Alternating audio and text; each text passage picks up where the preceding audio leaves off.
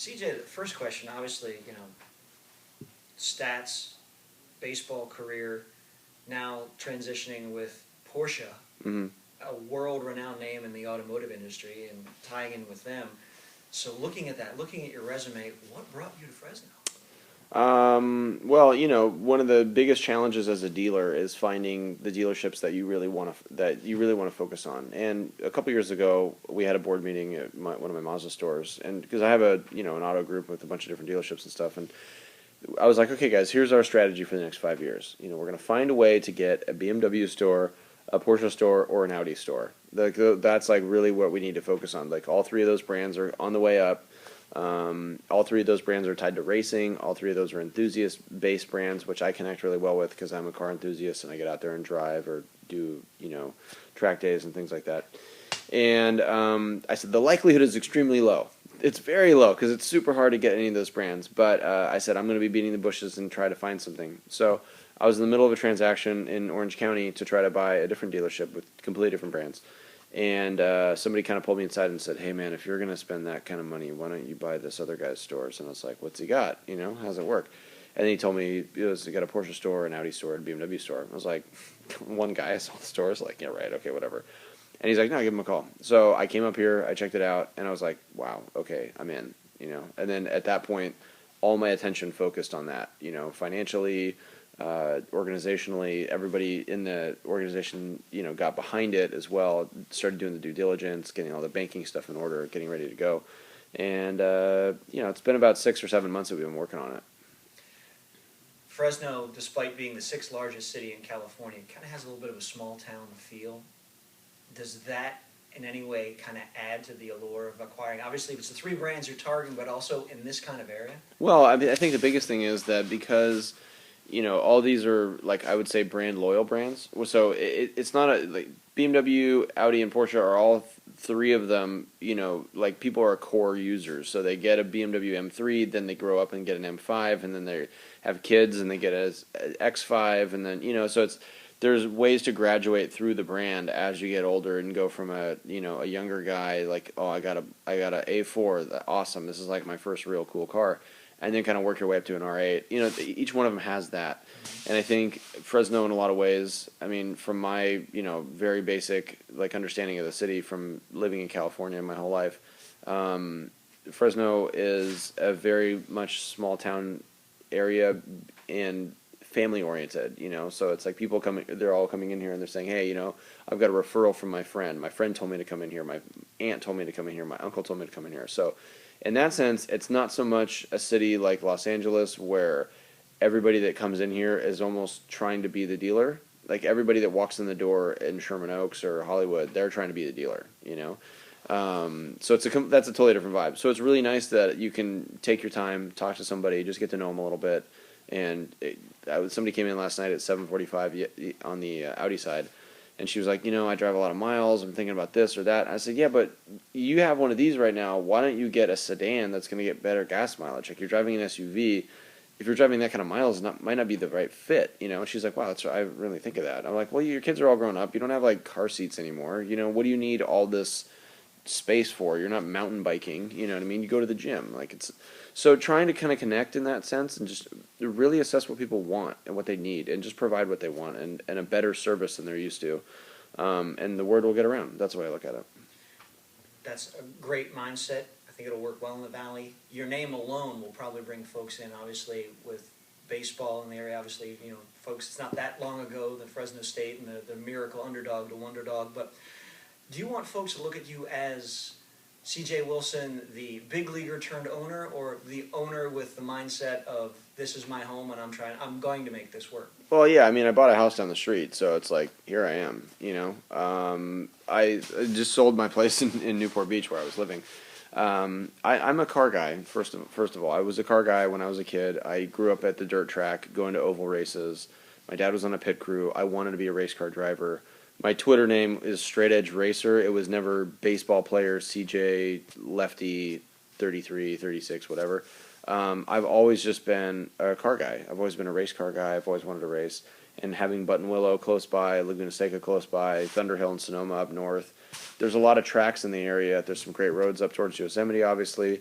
So I'm just really looking forward to not only fostering the current enthusiast community, but helping build the enthusiast community, because I feel like, a lot of people overlook Fresno and they say, oh, well, everything cool is in San Francisco, everything cool is in San Diego or LA or whatever. But I'm like, this is a really big city. It's a big metro. Like you said, it's the sixth biggest in California.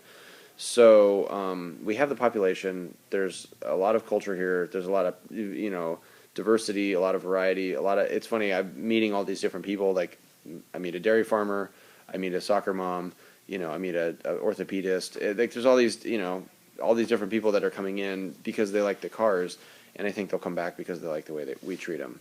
My personal service background is from Nordstrom's. I started working at Nordstrom's when I was 17, and I worked there for 4 or 5 years off and on. And the whole thing there is customer service, customer follow-up, customer assessment. It's all customer.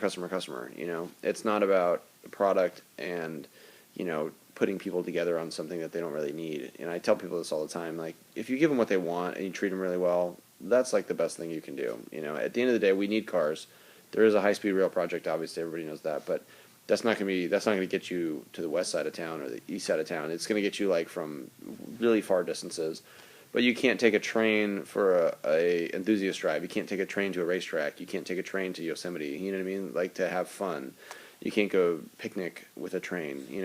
So because of that, I think there's always going to be the sort of freedom, which is I think the American vision of the car and what it stands for. I mean, this is like a whole different rant, obviously, but that's what I believe in. And then having the ability to source different cars, because there's a lot of guys in town that have really exotic cars. And the fact that I have a McLaren dealership and I can go out and get a McLaren or a Lamborghini or something for a customer here if they make a special request, I think that's a super unique thing as well, because I don't think anybody else is going to be able to do that in town.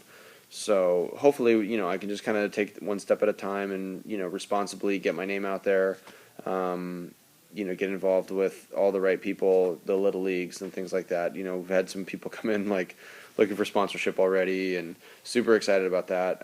Taking a couple selfies already, which is great. But at the end of the day, like, baseball I'm always going to be known for baseball.